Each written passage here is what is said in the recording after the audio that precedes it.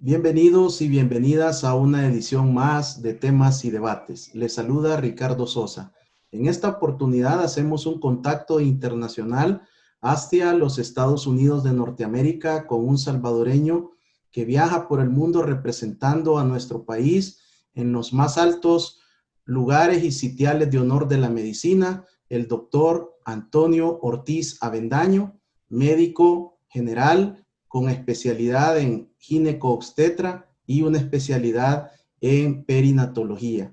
Además, cuenta con una maestría en estudios de gestión hospitalaria, docente universitario, ha formado y preparado muchas generaciones en ginecología en el país, conferencista y ponente en congresos mundiales de ginecología y obstetricia, además escritor de muchos artículos médicos, columnista de periódicos impresos y digitales, parte de su rica hoja de vida, de la cual hacemos un pequeño extracto en esta ocasión. Para mí es un privilegio presentar al doctor Ortiz Avendaño, a quien agradezco por aceptar mi invitación y brindar un enfoque diferente sobre el COVID-19. Doctor, bienvenido, gracias.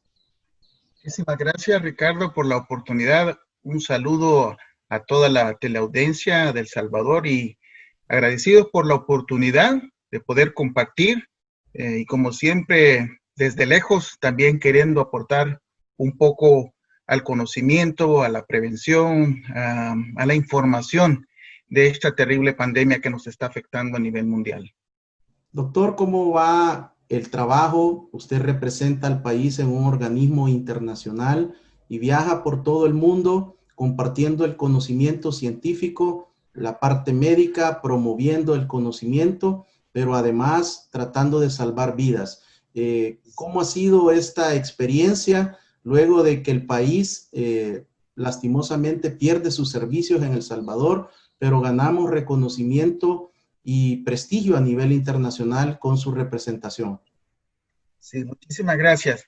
El trabajo desde un organismo internacional que se enfoca en el tema de derechos humanos y específicamente en los derechos de la mujer y en la salud de la mujer es un trabajo duro, es un trabajo difícil.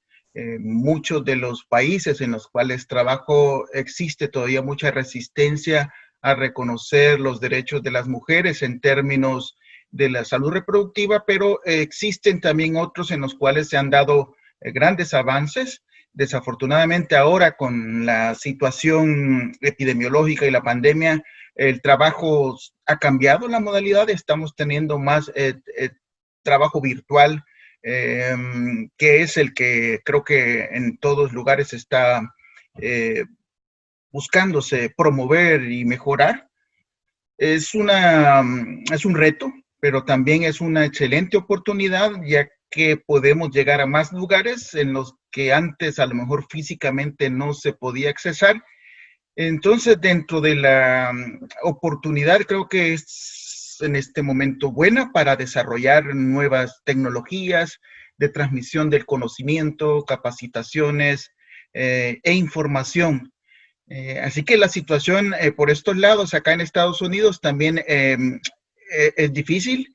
Yo vivo en un estado en el cual afortunadamente la cantidad de contagios no ha sido tan grande, sin embargo es mucho más grande que El Salvador la cantidad de contagios y de muertes en sí. Sin embargo, los estados que están más gravemente ahorita afectados, como Florida, California, Texas, son los que están siendo el centro de la pandemia, de la epidemia, y otros estados como Nueva York que ya están resolviendo, han entrado en un cierto grado de control territorial bastante estricto, tanto que las personas que llegan ahora están siendo colocadas en cuarentena domiciliar en algunos casos y en otros casos pues en centros de cuarentena en Nueva York. Así que la situación es bien cambiante dependiendo del estado y también dependiendo del país, ¿no? Doctor, ¿cómo ha sido su experiencia, su vivencia a través de la llegada de la pandemia del COVID-19 como profesional de la medicina. Sin duda a nuestra generación no le había tocado experimentar una situación de este nivel. ¿Cuáles son sus primeras reacciones como profesional de la medicina, como investigador académico? Sí, gracias. Creo que la primera epidemia que me tocó afrontar fue la del cólera allá por los años 90, creo que a principios de los 90 fue una epidemia devastadora en el país. Recuerdo que el parqueo del Hospital Rosales fue habilitado como un centro de triage, pero al final terminó siendo pues un centro donde se admitían personas con cólera. Fue devastador. Sí recuerdo que la mortalidad fue alta, pero el control fue relativamente rápido de la epidemia. Sin embargo, fue muy costoso.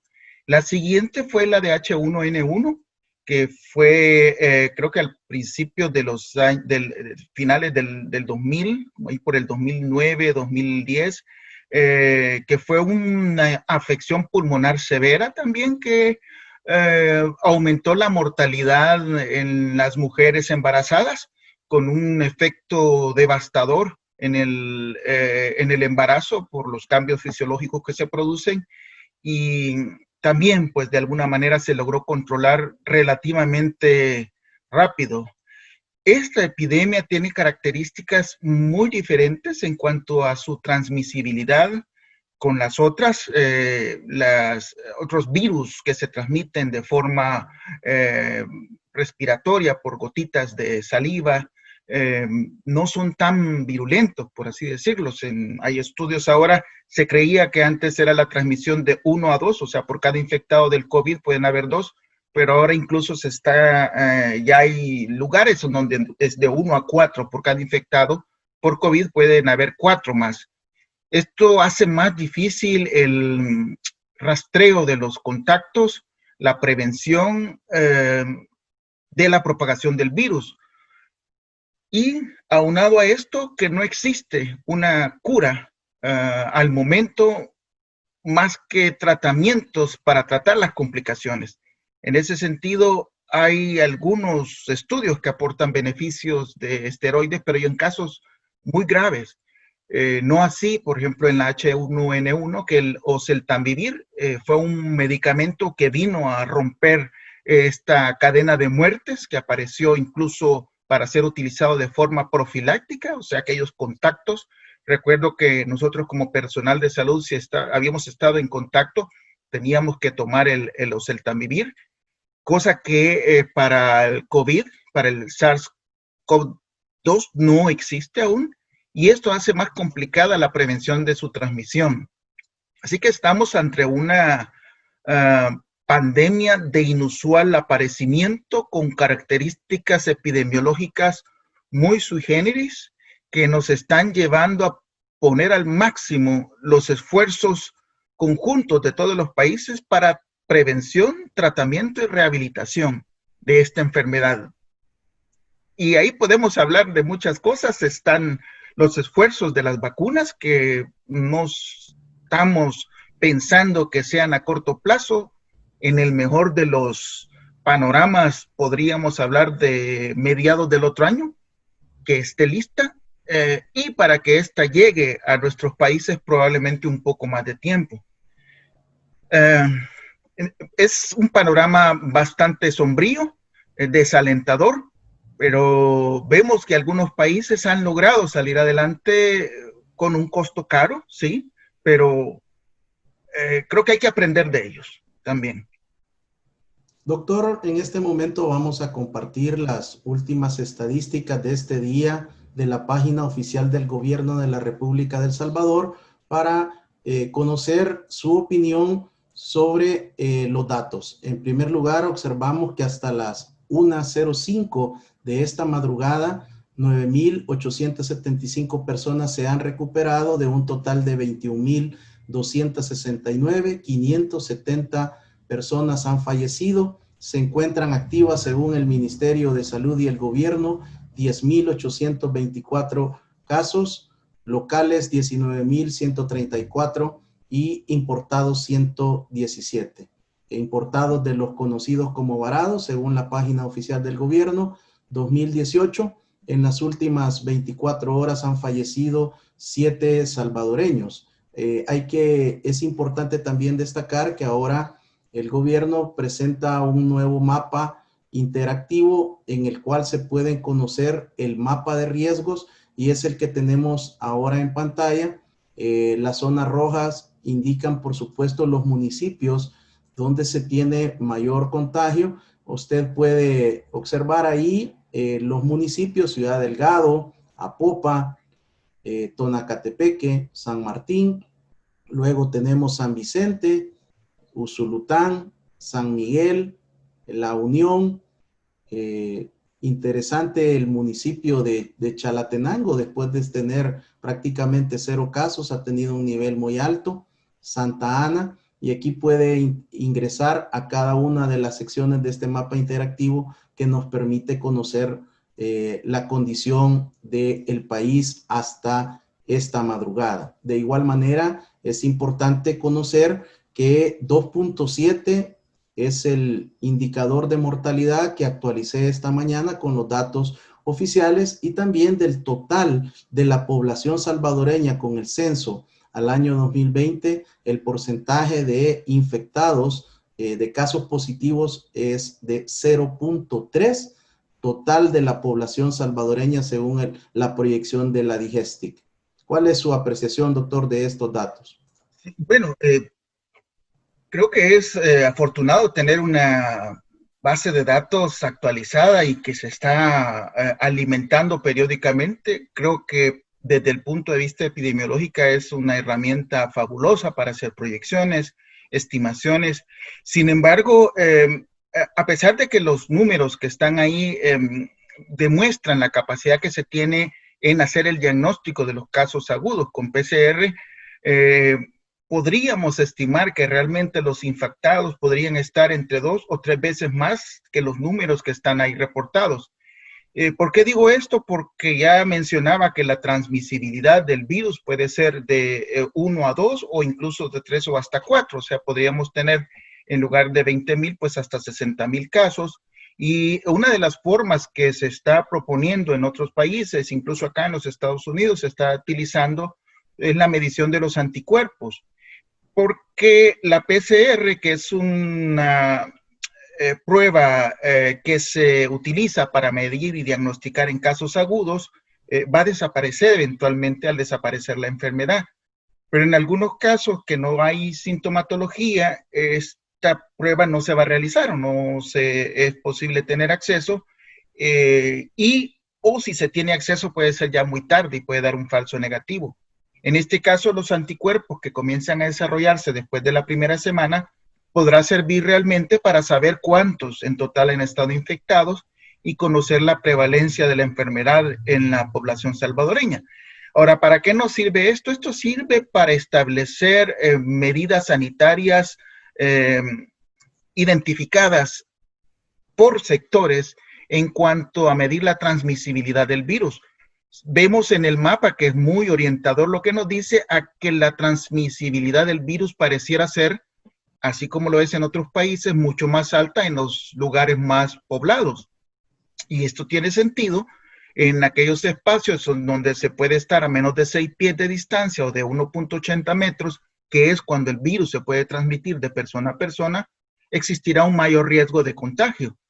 Sin embargo, también no sabemos realmente el alcance que pueda tener esto en otras poblaciones o en otros sectores para medir realmente cuál es la transmisibilidad del virus en otras regiones del país.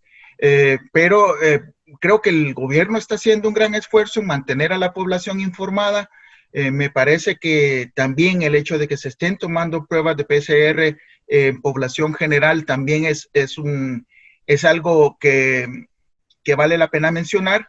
Acá en los Estados Unidos se está tomando la PCR para las personas que tienen síntomas, pero también aquellas que se tiene sospecha que han tenido contacto con alguien que ha estado infectado. Los beneficios de esto es que nos permite hacer un aislamiento temprano de las personas, en el sentido de que si identificamos temprano un caso, podemos aislarlo, no meterlo en cuarentena, sino que hacerle un aislamiento para evitar que contagie a otros.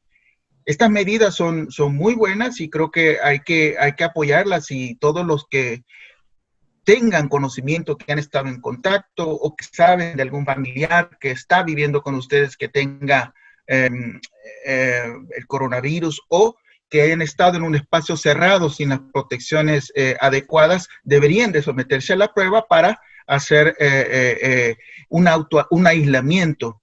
De otra manera, el otro camino que se puede hacer es que si no se hacen las pruebas, es hacer el autoaislamiento. Eso quiere decir no esperar a tomarse una prueba, pero si yo sé que estuve en contacto con alguien que tiene confirmado el COVID y me comienzo a sentir mal, en ese mismo momento tengo que hacer el autoaislamiento en casa. Eso quiere decir irme a mi habitación, ponerme mi mascarilla en mi propio hogar.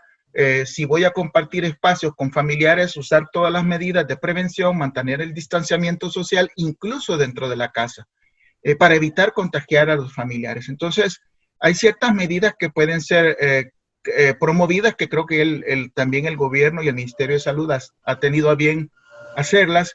Todo está en que la población las acate, que ese es el otro tema que también en otros países ha sido muy criticado, porque no se ha educado la población en cuanto a que yo me educo como persona. Eso quiere decir, la información está disponible, se comparte, pero yo no la asumo, no aprendo, solamente la leo, pero no la aplico. Ese es un tema que como población también tendremos que acatarlas, las medidas, seguirlas, tomarlas.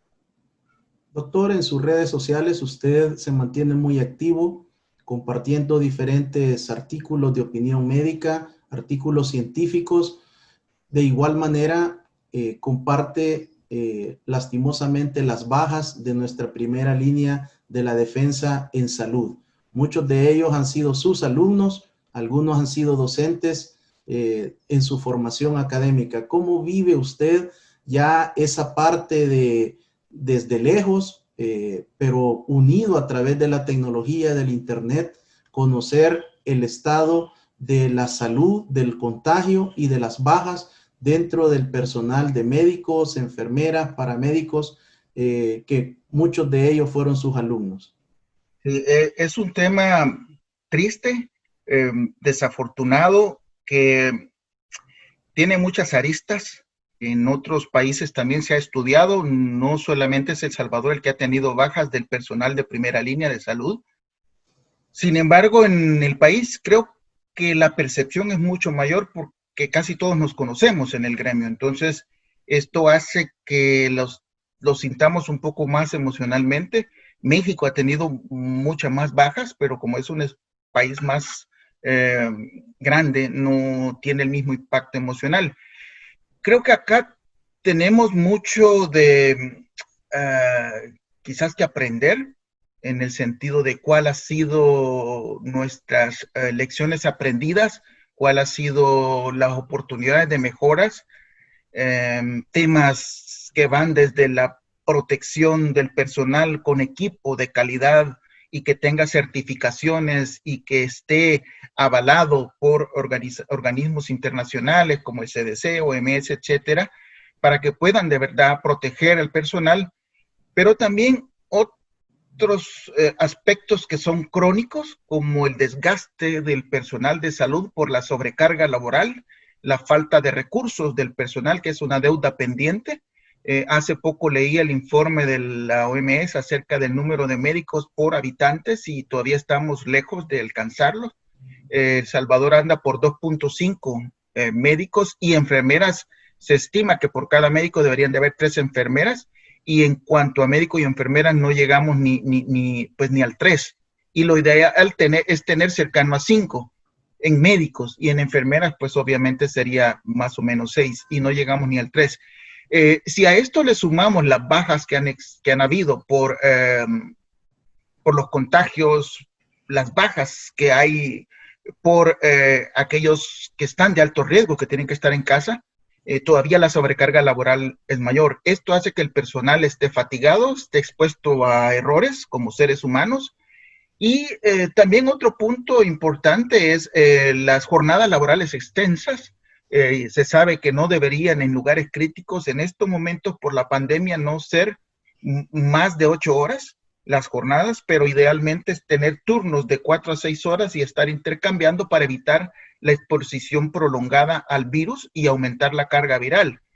Estas medidas obviamente deben de ser tomadas cuando hay suficiente personal, pero también como más adelante podría compartir un poco, pero en cuanto a las medidas que propone la OMS, una es el cambio de roles o el compartimiento de roles por otro personal, y en ese sentido es muy importante pues que en este momento los especialistas también puedan hacer una capacitación rápida a personal médicos, médicos generales o médicos de otras especialidades para que puedan también sumarse al tratamiento y a la prevención de esta pandemia. Sí, el tema de las bajas es doloroso, como mencionaba, exalumnos que les ha costado mucho graduarse, profesores, compañeros, amigos han fallecido y pues es estar desde lejos y querer ayudar de alguna manera, pues es siempre difícil, ¿no? Doctor Ortiz, ¿podría usted orientarnos a los televidentes y cibernautas de este programa por qué muchos de estos profesionales que han fallecido sí tenían sus equipos de protección y otros posiblemente no al principio, pero en términos generales, por qué a pesar de la protección los médicos se infectan y al parecer el que se contagia tiene un poder, es la cepa, es el tipo de cepa? ¿Cómo explicamos? Porque algunos no comprendemos cómo a pesar de la protección hay infección.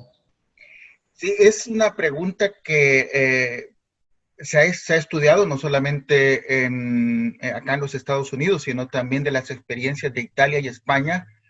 Hay ciertos factores que los voy a mencionar, aunque ninguno de ellos está completamente probado, pero uno de los más importantes y que está sonando, y recientemente veía en el Lancet una publicación acerca de la carga viral. La carga viral es la cantidad de virus que tenemos circulando en nuestro cuerpo.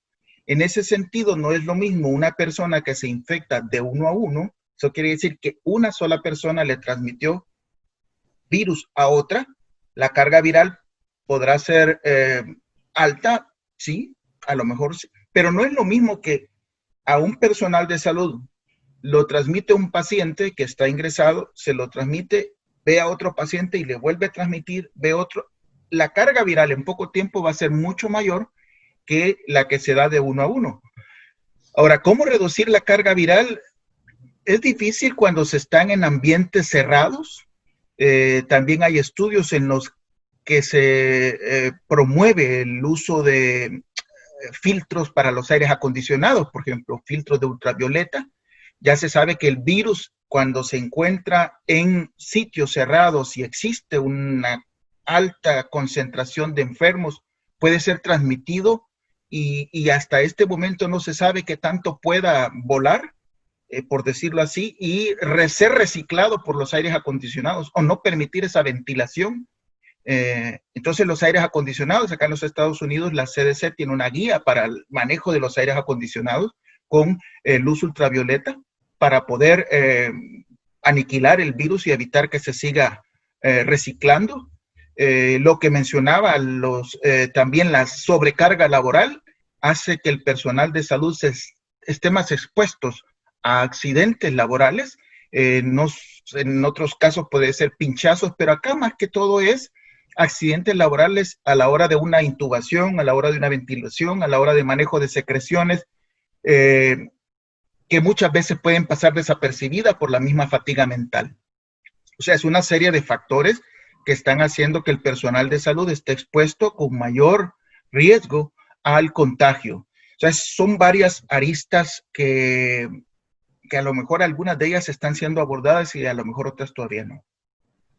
Gracias, doctor, por estas primeras aproximaciones en esta oportunidad en este contacto internacional, por transmitirnos su experiencia, su vivencia, parte de sus investigaciones académicas y su estudio metodológico del COVID-19. Al regresar, después de este corte, conoceremos una óptica diferente del COVID-19 y es todo lo que está en la periferia del COVID-19 con otro tipo de afecciones y cuál sería su importancia para tomarlas en cuenta en el Estado salvadoreño y por supuesto en América Latina.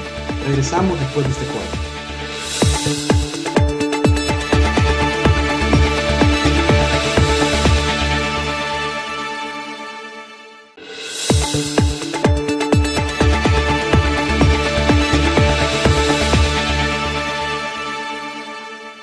Gracias por continuar con temas y debates. Usted puede observar este programa de lunes a viernes de 7 a 8 de la noche y su diferido de 1 a 2 de la tarde. Señal abierta de televisión nacional, cables, Tigo y Claro y nuestras multiplataformas de redes sociales. En esta oportunidad contamos con la participación del doctor Antonio Ortiz Avendaño, quien es un médico con experiencia y formación gineco-obstetra, perinatólogo y cuenta con una maestría en gestión hospitalaria. Doctor, ¿cuáles son estas condiciones que usted ha estado estudiando y brindando muchos aportes sobre el tratamiento periférico y cómo afecta la salud del COVID-19? En algún momento posiblemente nos hemos desenfocado de este tipo de afecciones, principalmente en El Salvador, pero que también no escapan a América Latina. Sí, muchas gracias. Es una pregunta interesante y definitivamente que tenemos que ver un poco para atrás lo que ha sucedido en otras pandemias cuando los países se enfrentan a condiciones excepcionales de demandas de servicio de salud que sobrepasan los recursos disponibles y estos recursos se vuelven escasos. Dígase desastres, terremotos, conflictos, guerras, o en este caso emergencias sanitarias. Todos los países del mundo están afrontando la trágica situación del brote del COVID. Los sistemas de salud están rebasados. Vemos las unidades de emergencia que están saturadas por la enfermedad. Pero hay una situación que está siendo poco atendida o poco visibilizada y son los efectos colaterales del COVID. Y esto, dígase, aquella mortalidad que no está asociada directamente al COVID, pero es el resultado del descuido o de la desatención de otras enfermedades, que por mencionar algunas es la mortalidad indirecta por situaciones prevenibles y tratables, díganse enfermedades crónico-degenerativas, diabetes, hipertensión, que son desatendidas en este momento por dar prioridad al COVID. En ese sentido, se ha aprendido por ejemplo, de la epidemia de ébola que pues azotó África. En esos momentos, cuando después con el tiempo se logra hacer un análisis de las muertes que sucedieron, resultó que las muertes por sarampión, malaria, por VIH, tuberculosis, atribuida a fallos del sistema, excedieron por mucho las muertes que ocasionó el ébola. Y esto de alguna manera está sucediendo en otros países, acá en los Estados Unidos y en Europa. Por ejemplo, han caído en Europa, en Italia, en el mejor de la epidemia, cayeron de forma drástica los ingresos a cuidados intensivos por afecciones cardíacas, hasta en un 70%. En España, las afecciones coronarias o problemas de ataque al corazón cayeron en un 80% y en Nueva York hasta el 90%. ¿Qué quiere decir esto? Esto quiere decir que no es que no existieran. El problema fue que las unidades de cuidados intensivos se vieron sobrepasadas por los casos de COVID, que no existía espacio disponible para otras afecciones crónicas o cuestiones agudas. Y esto es una situación crítica cuando los sistemas de salud se vuelven incapaces de responder a las demandas adicionales el impacto de la mortalidad en otras afecciones va a ser grave. Y acá quisiera poner algunos ejemplos muy concretos. Creo que en el país se ha visto un incremento de la mortalidad, no necesariamente atribuido al COVID. Creemos que puede ser por el subregistro, que a lo mejor sí hay más muertes por COVID, pero también de forma numérica sabemos que existe un mayor número de entierros en los cementerios y de forma también percibimos que las afecciones de otras afecciones han aumentado.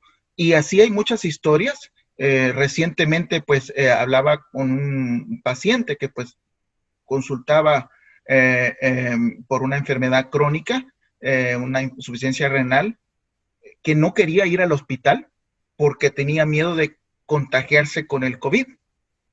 Tanto así que no quiso ir nunca al hospital, que al final cuando llega a ir al hospital prácticamente fue a fallecer. Entonces, todos estos efectos indirectos que tiene el COVID están teniendo un impacto en aquellas enfermedades que van al final a terminar produciendo un aumento de la mortalidad y morbilidad. Algunos de los servicios que se ven afectados por el COVID tienen que ver con servicios preventivos como la vacunación, servicios relacionados con la salud reproductiva como la contracepción. Sabemos que la cadena de suministro de medicamentos se rompe. Muchos de los productos vienen de China o son importados de China y sabemos que ahora están poniendo muchas reglamentaciones para medicamentos, insumos que vienen de China, otros de la India, otros de donde vengan. La cadena de suministro se rompe. Las unidades de cuidado intensivo están saturadas y existe un temor de las personas también a asistir a los centros aún estando delicados. Sabemos también que muchos de los hospitales o ministerios han reducido sus labores y han, digamos, eliminado algunas consultas externas que sirven para tratar a los pacientes y a las pacientes con enfermedades crónicas. Para evitar estas situaciones y tratando de establecer algún lineamiento, la OMS habla de los servicios esenciales y en junio ha lanzado un documento que incentiva a los gobiernos a mantener los otros servicios diferentes a los del COVID como servicios esenciales, y para esto necesitan los gobiernos tener una coordinación, una gobernanza, integrar protocolos específicos de respuesta, identificar cuáles son esos servicios esenciales que deben de existir en ese país. Dígase pacientes diabéticos, dígase pacientes con afecciones cardíacas, pacientes con enfermedades renales, a no desfallecer en el cuidado. Pero también podemos decir, bueno, pero es que lo que queremos es que el personal, que las personas no se acerquen a los hospitales. También la OMS, y es parte del trabajo que estamos haciendo en la organización a que pertenezco, es utilizar la tecnología como una herramienta para hacer llegar la salud a las personas. Y acá, pues, adaptando protocolos y tecnologías flexibles e innovadoras como la telesalud, que puede en algún momento ser un poco difícil de aceptar, ya que no estaríamos viendo o entrando en ese contacto directo con los pacientes. Pero en estos momentos, o es eso o no se tiene nada. La telesalud está, al menos acá en los Estados Unidos, está ampliamente difundida. El sistema en el cual se trabaja es la primera consulta si es presencial, si es por una afección, pues que amerita hacerlo, y de otra manera las consecuentes, o puede ser en algunos casos la primera visita, si no es algo grave, por virtual. Y así se hacen de forma sincrónica, o sea, es en tiempo real. Existe una retroalimentación del personal en el que estamos, con el que estamos interactuando, y así no se pierden todas esas consultas de enfermedades crónicas, cardíacas, renales, lupus, etcétera, para que puedan seguir y teniendo ese reabastecimiento de sus medicamentos o detectando posibles complicaciones de su enfermedad y en el mejor de los casos también haciendo una especie de triage para saber qué persona sí debe o no debe de asistir a un centro asistencial. En ese sentido, es importante la participación de otros actores de la salud en el tema de la telesalud, por ejemplo, para evitar estos daños indirectos o colaterales del COVID. El personal de enfermería, que sabemos que tiene una amplia habilidad para poder captar la información muy precisa de las personas, médicos generales, para poder establecer este sistema de comunicación continua. Pero más aún también sabemos que hay personal de salud que se encuentra en casa por su riesgo de exposición. Este personal que tiene gran experiencia por su edad podría perfectamente estar participando en telesalud. Y es algo que por lo menos en México se está impulsando y el personal que se encuentra en casa está a este momento siendo el de primera línea en el trabajo virtual. La implementación de estas medidas de la detección de los cuidados esenciales, la telesalud, también la promoción del autocuido de las personas en el hogar, en este momento se vuelve imperativo y hasta ético. O sea, no podemos decir no hay servicios, tenemos que buscar una medida, contingencia que pueda satisfacer la demanda de aquellas personas que se encuentran en riesgo de padecer alguna complicación si sus controles son desatendidos. Esto es importante mantenerlo como una prioridad. Y en ese sentido ya pues mencionaba algunos de ellos, cuáles son las enfermedades crónicas degenerativas, pero en el tema también que nos compete la salud reproductiva, los cuidados prenatales, los cuidados de la mujer, la contracepción. Sabemos por datos que se nos han compartido que no vamos a saber al final, no podemos medir ahorita las consecuencias de lo devastador que va a ser el COVID a las personas no enfermas de COVID, pero sí enfermas de otra naturaleza, hasta que el tiempo pase. Podemos saber aquí a un año cuál fue el efecto devastador que hubo en estas otras enfermedades. Doctor Ortiz, una de las situaciones que se ha estado manejando en diferentes medios de comunicación y países en América Latina es que esta enfermedad del COVID-19, la pandemia, no ha golpeado a la mujer, pero siempre tratando de brindarle un enfoque de género, posiblemente, y así lo demuestran las estadísticas, son menos las infecciones y las muertes en mujeres. Pero desde el punto de vista de gineco-obstetra, ¿cuáles son las consecuencias que ya se pueden estar verificando en clínica de las pacientes? ¿Cómo está la situación de la transmisión del COVID-19 en el momento del parto al recién nacido? Sí, gracias. Acá hay dos puntos que debemos evaluar: el efecto directo del COVID sobre la mujer embarazada y el efecto indirecto de el COVID en la mujer embarazada. Vamos a comenzar por el primero. Si bien es cierto, hay revisiones sistemáticas a nivel mundial en donde no se puede afirmar todavía que el COVID tenga una presentación más severa en la mujer embarazada, sí sabemos que todas las afecciones pulmonares graves en el tercer trimestre del embarazo, o sea, ya cuando el estómago, el abdomen o el útero está grande, y que la capacidad inspiratoria de la mujer se ve afectada y por eso respira más rápido, puede hacer menos una expansión costal, va a tener mayor repercusión.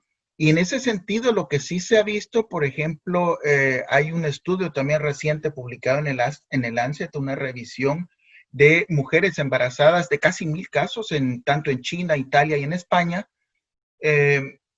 Los datos que se ven son que sí, la pasan mal, las mujeres son admitidas a cuidados intensivos, no tienen una mortalidad mayor que la población general, pero sí, por ejemplo, en China tuvieron hasta un 83% de cesáreas. Eso quiere decir que de alguna manera sí, la forma natural de un embarazo se está afectando y podemos tener consecuencias en la mujer directas por el COVID. Ahora, con la transmisión vertical, o sea, ¿qué tanto existe la posibilidad de que el virus atraviese la placenta y pueda infectar al feto y luego eventualmente tener un recién nacido infectado.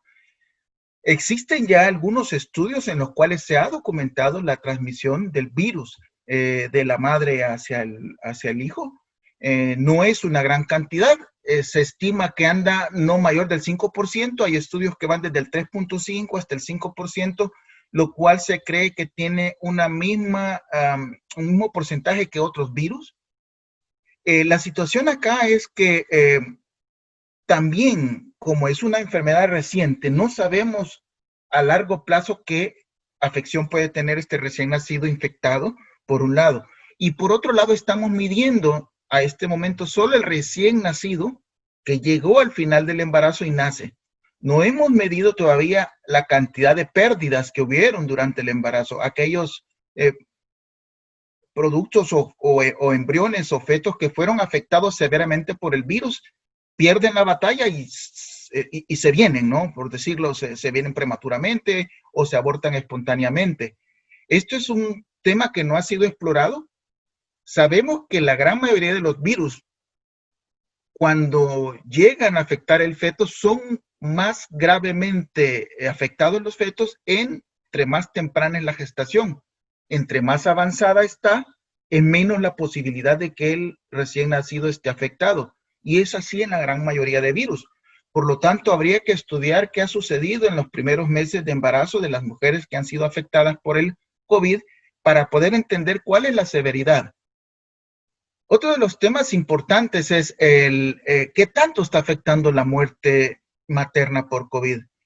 Como ya he mencionado, no existe ahorita a nivel mundial datos que sugieran que existe una mayor mortalidad. Sin embargo, en México, hoy por hoy la primera causa de muerte es COVID y embarazo. Es un dato oficial que está en la página de la Secretaría de Salud Pública de México. Tenían hasta la semana pasada ya casi llegando a los 80 casos de muertes por COVID y embarazo, pero también había otro grupo un poco menor de datos que decían sospecha de COVID y embarazo, que también habían muertes, y otro grupo que decía otras enfermedades pulmonares y embarazo. Creo que es una enfermedad que nos está dejando muchas enseñanzas. No es lo mismo tener un COVID en El Salvador, Honduras, Nicaragua, Guatemala, que tener un COVID en Noruega, Finlandia. No sé, creo que también tenemos que crear nuestra propia evidencia como país, tenemos que buscarla y tenemos que documentarla. Eso es algo que sé que se está haciendo. El Instituto Nacional de Salud está haciendo una gran labor tratando de compartir actualizaciones, recopilando información para poder llegar a entender mejor la enfermedad. Sí, hay otra situación, doctor, su recomendación para las amigas televidentes y cibernautas que observan este programa en este momento. ¿Cuáles serían los consejos para su etapa de embarazo, sea que está en sus primeras semanas de inicio o en el último trimestre? Bueno, quizás una de las recomendaciones que haría primero es si tienen la decisión de embarazarse, es tener una asesoría pregestacional para evaluar las condiciones de riesgo. En caso de que exista un alto riesgo de que el embarazo vaya a tener muchas complicaciones, es mejor postergar el embarazo, planearlo para que se dé luego que pase la pandemia, que creo que no es uno de los mejores momentos para poder embarazarse.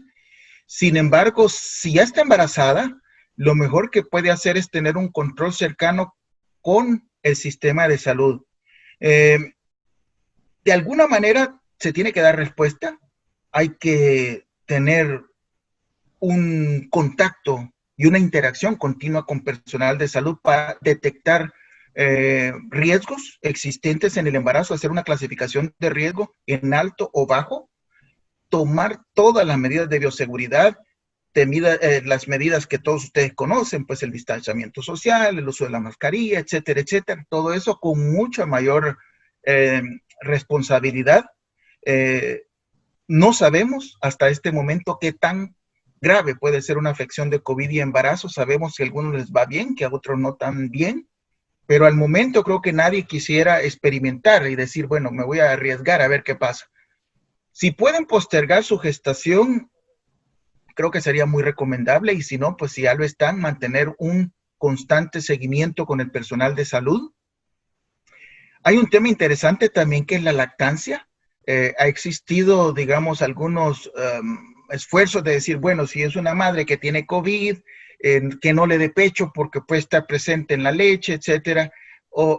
Bien, lo que se sabe es que sí puede existir en algunos casos pequeñas concentraciones de virus en la leche materna, pero no son lo suficientemente altas como para poder provocar una infección en el recién nacido. Sí existen casos muy aislados de que pueda asumirse que haya existido una transmisión a través de la leche. Sin embargo, riesgo-beneficio, se recomienda dar leche, lactancia materna, pero sabemos que sí, la concentración del virus en la nasofaringe de una mujer que está dando pecho es mucho mayor que en la leche. Por lo tanto, si esta mujer va a dar pecho, pues tiene que utilizar una mascarilla y tiene que seguir todas las medidas de bioseguridad, también del lavado de manos, etcétera, etcétera. Pero hasta este momento, todos los organismos internacionales no recomiendan la suspensión de la lactancia materna, aún que la mujer esté infectada por COVID. Ahora, sí hay algunas excepciones, por ejemplo, si la mujer se encuentra en condición grave o crítica, obviamente esas situaciones son diferentes, pero estamos hablando de casos leves, que riesgo-beneficio pues debe de continuarse. Lo importante es, y por otro lado, si no pueden tener acceso a un personal de salud, el mantenerse informado en los sitios del Ministerio de Salud, en sitios internacionales que están también en español, como OPS, OMS, el CDC de Atlanta, y hacer las preguntas. Si ustedes ponen la pregunta, ahí les va a salir, ¿puedo dar pecho mientras tengo? Y ahí les va a salir todas las posibles respuestas que el CDC tira o la OMS. Entonces los invito también a utilizar la tecnología, que hoy por hoy creo que es más necesaria que en otros tiempos. Doctor Ortiz, en relación a la reincidencia de las personas que se han recuperado de COVID-19, hay mucha polémica, pero ¿qué dicen las investigaciones médicas hasta este momento si una persona que se recuperó puede reinfectarse? Sí, esa es una buena pregunta. Todavía no hay una respuesta concreta así científicamente probada. Sí le puedo decir, por ejemplo, que no sabemos cuánto tiempo duran los anticuerpos, que son los que protegen contra una reinfección, y no sabemos cuánto tiempo van a durar, porque ahorita hay estudios que hablan de que puede durar hasta 90 días. Sabemos que algunos otros virus que son muy cercanos al COVID, como el SARS-2 que se dio ya por los años 2014 en el Oriente, que produce inmunidad permanente. Podemos asumir e inferir eso. Pero ¿por qué no podemos saber? Porque no ha pasado suficiente tiempo para poder saber si dura 1 año, 2 años o es para siempre. Eso solo el tiempo lo va a decir. Sí sabemos también que en algunos casos no se sabe realmente si fue una reinfección o fue un aumento de la replicación del virus que todavía estaba presente y que le podemos llamar una reinfección, pero a lo mejor fue el aumento de la carga viral. Por de pronto, creo que sería un poco todavía muy inconsistente desde el punto de vista científico decir que existe una inmunidad. No hay suficiente evidencia. Podríamos asumir que sí la hay, pero no podemos 100% asegurarla, por lo que aún las personas que han superado el COVID deberían de continuar manteniendo las medidas de distanciamiento, mascarilla, etcétera, porque potencialmente podrían ser sujetos de reinfección. Incluyendo los asintomáticos que fueron positivos, incluyendo los o no se dieron cuenta. Ese es un tema bien interesante. De hecho, al parecer los asintomáticos, su carga viral es menor por lo tanto no se expresa de forma tan florida la enfermedad, y también se cree que la cantidad de anticuerpos que se genera va a ser menor, porque hubo menos virus, menos respuesta de anticuerpos. Por lo tanto, podrían estar aún más expuestos los asintomáticos, porque asumiríamos que la cantidad de anticuerpos fue mucho menor que aquellos que estuvieron graves. En eso sí se han hecho estudios y se sabe que la cantidad de anticuerpos que genera una persona que estuvo gravemente o severamente afectada va a ser mayor que una que estuvo levemente afectada. Doctor Ortiz Avendaño, usted tiene prácticamente casi 35 años de conocer toda la red pública hospitalaria de El Salvador. Ha sido jefe de diferentes unidades y departamentos en nuestra red pública, en el Hospital de Maternidad, en el Hospital Nacional de la Mujer. ¿Cuál es su opinión al observar el nuevo Hospital El Salvador? Usted que desde sus estudios de la medicina como miembro de este grupo de estudiantes de esta generación de la Universidad Nacional de El Salvador, se formó en diferentes hospitales de la red pública y ahora observar este Hospital El Salvador. Bueno, yo en lo personal creo que la idea de tener un centro asistencial dedicado exclusivamente para el COVID fue muy buena. El poder tener de forma aislada para poder controlar mejor el ingreso y de los casos fue muy atinada. Creo muy particularmente que posiblemente, y recuerdo pues cuando por ejemplo el hospital neumológico, que en su tiempo fue diseñado para el manejo de la tuberculosis, que tuvo ese mismo principio de mantenerlos aislados, probablemente el fortalecimiento de algunos ya hospitales existentes, como dígase el neumológico o otros, pudo haberse a lo mejor realizado de una manera más rápida y quedar pues también un hospital para siempre. Ahora con el Hospital El Salvador, entiendo que si fue programado para 1,000 camas, cuidados intensivos, y si entendemos que la relación de médicos y enfermeras para 1,000 camas es en cuidados intensivos, es un médico para 2 camas, cuando máximo, y 2 enfermeras por cama, por turno. Entonces estamos hablando que si son 3 turnos, estaríamos hablando de al menos unos 3,000 médicos para cuidados intensivos, por supuesto. Si fuese un centro de hospitalización de bajo riesgo, la situación es diferente. La relación de personal médico de enfermería es mucho menor. Pero si es de cuidados intensivos, creo que el principal reto o en el área de planeación era estimar el recurso humano. Los hospitales, en mi percepción y experiencia personal, no lo hacen los edificios, los hospitales no lo hacen las máquinas, los hospitales lo hacen el recurso humano, el personal capacitado y comprometido para el manejo. En ese sentido, no sé, tengo la impresión que la intención a lo mejor pudo ser buena, pero en términos de preparar la funcionabilidad del hospital pudo no haber sido la mejor. Y por ahí pues es como poner una analogía, es como comprar un Ferrari y tenerlo parqueado porque no tengo cómo mantenerlo, ¿no? O no utilizarlo. A lo mejor no es la mejor de las comparaciones, pero lo que quiero decir es que sí, el hospital se ve que está muy bien, que se ve que lo han terminado, pero entiendo que no ha sido posible ponerlo a funcionar en toda su capacidad por diferentes razones. Creo yo que llegó un poco tarde, creo que pudo haber sido antes. Todos creo que vivimos las diferentes vicisitudes que pasaron el Hospital Rosales, bueno, lo que está sucediendo ahora en San Miguel, así. Creo que no estoy tampoco diciendo que sea mal. Creo que muy pocos gobiernos han logrado dar en el clavo con el manejo. Como ya mencionaba, son situaciones que pasan de una epidemia a un desastre en salud, y en un desastre prácticamente se cuenta con lo que se tiene, y en un desastre lo que se tiene que hacer es que la mortalidad sea lo menor posible. No quiere decir que no va a haber.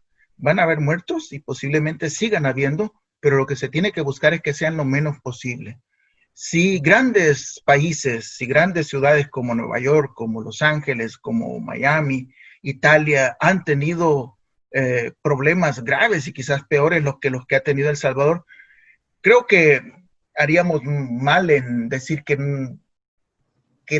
se tenía todo preparado. Creo que no es cierto. Creo que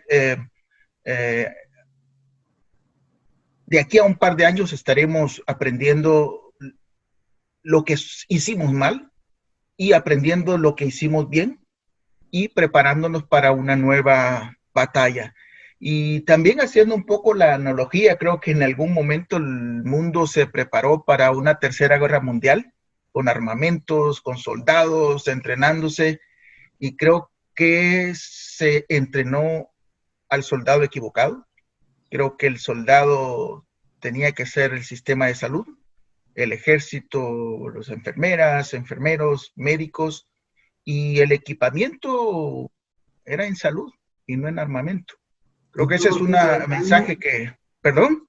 Sí. Quiero agradecerle el haber aceptado mi invitación, el poder habernos ilustrado desde un enfoque diferente, un abordaje más integral, los efectos colaterales del COVID-19 en la salud, en el sistema hospitalario, y brindarnos esta orientación viniendo de un investigador de la medicina, de una persona con tanta competencia y una rica hoja de vida, un talento salvadoreño que nos representa en los más sitiales altos de honor de la medicina mundial.